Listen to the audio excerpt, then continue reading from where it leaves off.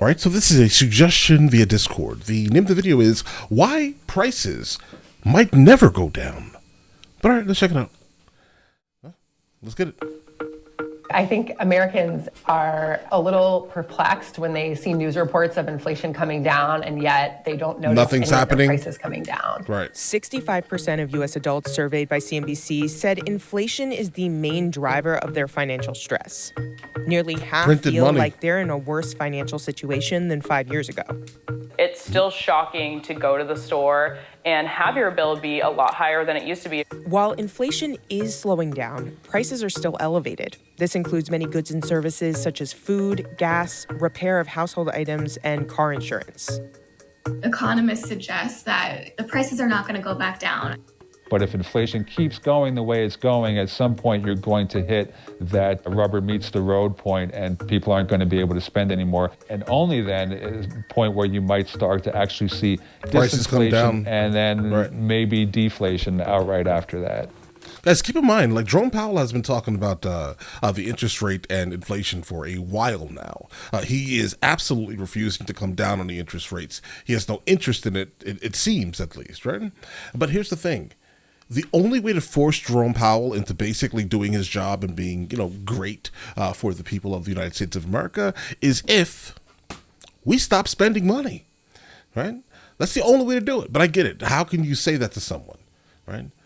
Let your family suffer, for the sake of the masses, right? But the issue here is that no one, and I mean the majority of the United States of America, cannot actually afford to live in the United States of America any longer because of the overall inflationary event that we're currently suffering through.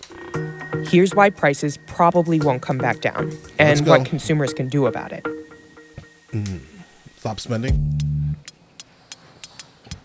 My name is Jen Lukey. I'm a recipe developer and I create content on Instagram, TikTok, and YouTube showing people how to eat well on a budget. I turned a $50 grocery haul into 20 servings of healthy dinners, yes, in 2024. Prices are going up across basically every industry right now. Right. Things that are really taking a toll on a lot of people. But, if we can save a little bit of money each week on our grocery bill, that's gonna maybe lighten the load a little bit, and I try to prioritize that. But even in my personal life, things have just gotten more expensive. Every aspect of my life has gotten more expensive. I just try to focus on the things that I can control right now and try to get those costs down. The Consumer Price Index, or CPI, is a broad measure of the cost of goods and services across the economy. It shows how prices have changed year over year. Food prices will go up and down. This is one of the reasons why the Fed tends to look at what they call core inflation that excludes food and energy prices, because those prices are flexible. But a lot of the things that we do, say housing prices, furniture prices, the long-lasting items that are called durable goods, those prices tend to not go down. The price of chicken is a good example of prices going up for groceries. Chicken used to be, for me, like $3.99 a pound for the chicken thighs, or even $2.99 a pound, and then for the chicken breast, more like $4.99, $5.99 a pound. Now chicken thighs are pretty much the price of what chicken breasts used to be, so that's why I like to opt for a chicken thigh. It's a cheaper cut of meat. They're also really flavorful, so I just like cooking with them. Yeah, if you keep the bone in there, yeah. Price growth is not really that complicated. It's a simple equation with the addition of costs and profits. We're looking at these three underlying drivers of price growth. We're looking at the component that comes from the labor costs, the component that comes from the non-labor input costs, and the component that's being driven by the profit. So if you look very carefully at what sectors the inflation was in, it was a supply side shortage generated by the pandemic. It was the war in Ukraine. It was demand Israel. shifts.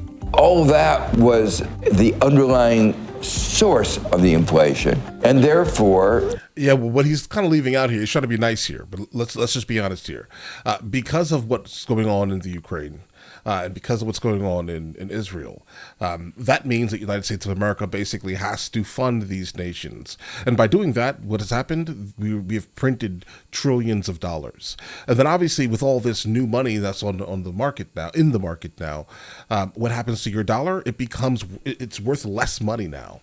So in order to basically fix this, we would have to for the most part, stop sending money outside of the United States of America at the rate that we're currently doing it at. I think that's probably the only way to really fix that thing. All right, let's go. The Fed's response of just raising interest rates wasn't getting at that underlying source, and in some ways made things worse. And then it just kind of kept feeding on itself, which is another thing that inflation does. Congress and the Fed were pouring in tremendous amounts of stimulus to the economy. It just stimulus, printed money, created the sort of what you would want to call a perfect storm for inflation. There's various factors. Right.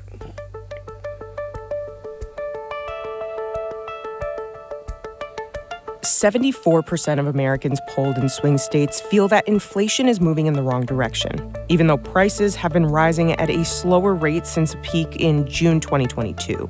They're no longer printing money. That's why it's slowing down. When people are sort of asked almost anything about the economy, they react in a very sort of visceral way that everything is lousy, even though there's a fair bit of evidence that bit by bit things are getting quite a little bit better. The fact that this negativism is so pervasive in the face of evidence is fascinating. That disconnect may come from how we measure the economy. Economists will talk about the delta of things, and what the delta means is just the rate of change rather than the absolute value. And what that really means is, like, say you're paying $2 for a gallon of gas, and then it goes up to $2.50, it's just like that's a 25% increase. So it's really that rate of that change. $2.50 may not seem that bad still from a historic perspective of what you're paying for gas, but it's a lot more than what you had been paying just a little while ago. So that's why it feels even tougher. Some people may struggle with a psychological phenomenon called money illusion. People with money illusion, they don't take into account the level of inflation in an economy. So they wrongly believe that $1 today is worth the same amount that it was the year prior. No. So even if your income is rising each year and you're getting a raise, with inflation, it doesn't feel like you're ever getting ahead because everything is more expensive. So it can feel like you're on this hamster wheel. It's the reason why people get so angry when they go to a coffee shop that, you know, a cup of coffee used to cost $4, now costs $10. And it leads to so much frustration and anger and disappointment, almost like you're being robbed or ripped off. That's actually a super valid thing, the concept of money illusion. But this is how I have always, my father has told me this similar thing here. If you want to gauge inflation, if you want to gauge how the economy is actually going, right? Look at the 10-year treasury bonds and look at whatever the mortgage interest rate is, right? When things start getting crazy, pay attention to that. That should give you a more like a stronger basis on like reality, specifically if you're looking at using other people's money for things like that, in terms of loans at least. But that's always a really good marker. Look at whatever the interest rates are. Seriously. We went through such a long period where we didn't have any serious inflation, and now just getting used to this rate of change where things are 20, 25%, in some cases higher than they were before, it makes it feel maybe a lot worse than it would if you just sort of looked at absolute dollar value of things. Food is one of the most volatile goods the government tracks. Grocery prices shot up after the pandemic, which led to sticker shock for many people. Probably the best example would be eggs. Eggs were always my staple, where it's like, I'm only gonna spend $2 on a carton of eggs, and that's gonna be a great protein for the week. And I remember going into the store in 2021 and 2022, seeing it be $5 and then $7. You go to the grocery store now and some of the cartons of eggs are $11.99. The fluctuating price of eggs wasn't just a pandemic side effect.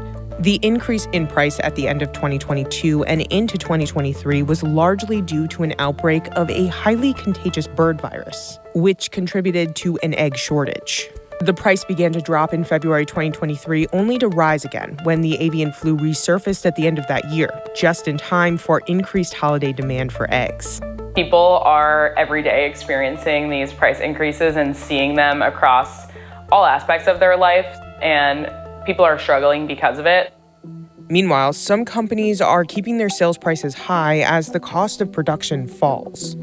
Yep. The Producer Price Index, or PPI for short, measures the change over time in how much businesses pay for the products they sell. Like, people got really comfortable, specifically business owners, got really comfortable with those prices, right? And so as everything else around them is starting to fall, they're like, bro, I like that money. That's mine now, right? You think I'm going to go down in my price? Look at the price. Look how much people charge to lay concrete, right? At one time, it was one price for like a set, like 10 by 10 or like a 12 by 14 by 30, whatever it is, guys, right?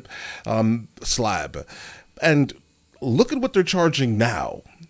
Even though everything started going down, they still refuse to go down to the price, bro. The bags of concrete do not cost what they used to cost, bro. I'm sorry, lumber doesn't cost the same as what it did 2 years ago. All right. So why are we still paying let's say the 19 prices, guys? Why are we still doing that? I'm sorry, bro. You're gonna have to come back down to reality. But I get it. You don't want to. When compared to the Consumer Price Index, which is how much consumers pay for products, there's a disconnect. CPI has been consistently rising. PPI has been trending downward since peaking in June 2022. The big driver of price growth over the last few quarters has actually been the profit piece of the equation. Companies actually kind of juicing the markup, what they charge over and above their underlying costs. When consumers absolutely have to purchase an item, when it's a must-have, not a nice-to-have, companies have a bit more pricing power. Companies also have more pricing power when they have a lot of market share. One of the things that you see if you look at the earnings calls for the two big diaper duopolies, Kimberly-Clark and Procter & Gamble, who basically own 70+% of the diaper market. What you see is while diaper prices have stayed high, one of the key ingredients in diapers, that wood pulp, which is the sort of absorbent material that helps diapers function, the costs of that have come down considerably over the course of the last couple years. And yet consumers like me aren't seeing savings on diapers. Another disconnect between the messaging and the experience is the statistics around wage growth. The gap between wage growth and inflation is narrowing. Since May 2023, wages have been increasing faster than inflation has been rising. An analysis from Bankrate suggests wages may eventually catch up with inflation. The report estimates the gap could fully close around the fourth quarter of 2024. And then that should tell you right there why prices are not going to come down. So if you're in a field where you really have no wage growth, you may want to get into another field kind of as soon as humanly possible, right? Like at least something that's able to kind of keep up with inflation specifically, guys. Because I'm sorry, with the amount of new money that has hit our market, right?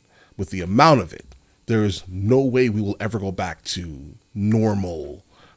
What we think is normal pricing, guys. All right. Most Americans can expect an annual pay bump of around 4% in 2024. That's not enough. Which won't be enough to cover higher costs.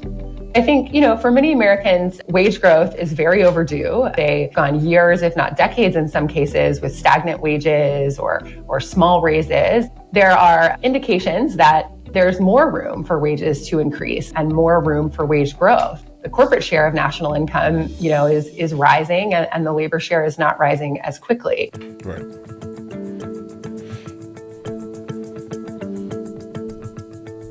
We've just been shown over time that prices rarely will go down. They will go up a lot easier than they will go down.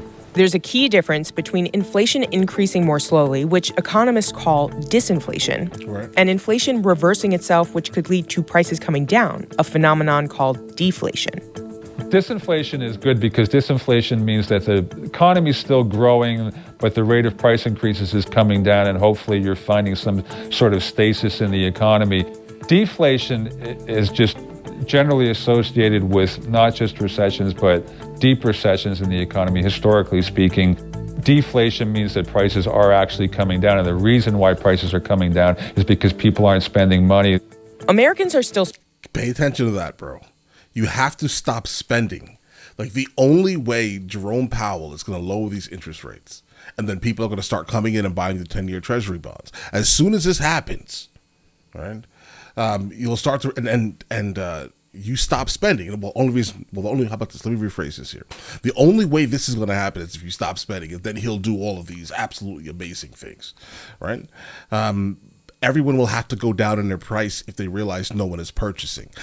So here's the thing. So I've been into real estate for a very long time, right? And I can tell you, normally during this time, people start kind of increasing the value, the price of their house if they're looking to sell it, right?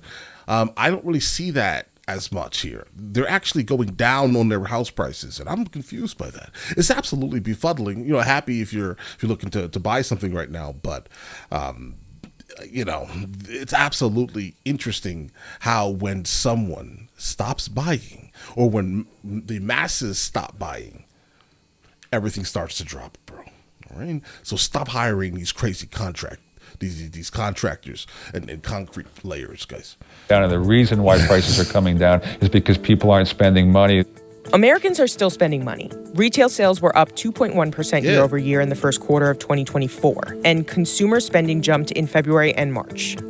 Despite this, experts have raised concerns about possible, quote, pockets of trouble, as total credit card balances in the U.S. spiked to a record high of $1.08 trillion in the third quarter of 2023.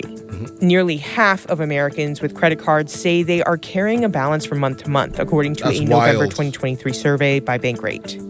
And that's another thing that Jerome Powell is looking at, right? So for example, if 49% of the people that are holding gigantic debts on their credit card say that they're completely fine with taking whatever crazy interest rate you have on your credit card, 20, sometimes 10, 20, 30%, you're fine with it. So Jerome Powell looks at this and he's like, oh, they're fine with it. It's fine. We can keep that interest rate exactly how it is. Right? So again, the key to this is to stop spending. Most economists who I speak to now still believe that we are on a disinflationary path, that inflation is heading on its way down. I think absent any type of major shock event, the inflation is kind of where it's going to be for a while, and there's not a lot of outlook that inflation is going to spike from here, but it is going to take some patience as we watch that rate come down. I encourage people to shop where it's convenient for them, but don't be afraid to go to multiple stores if it works for your schedule.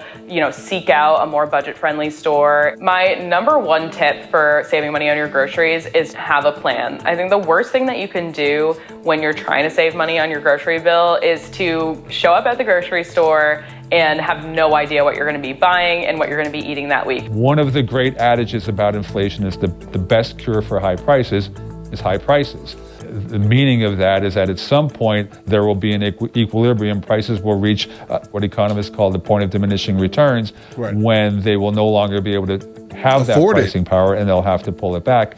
Companies have not hit That's what's happening right now in real estate. Hit that point yet.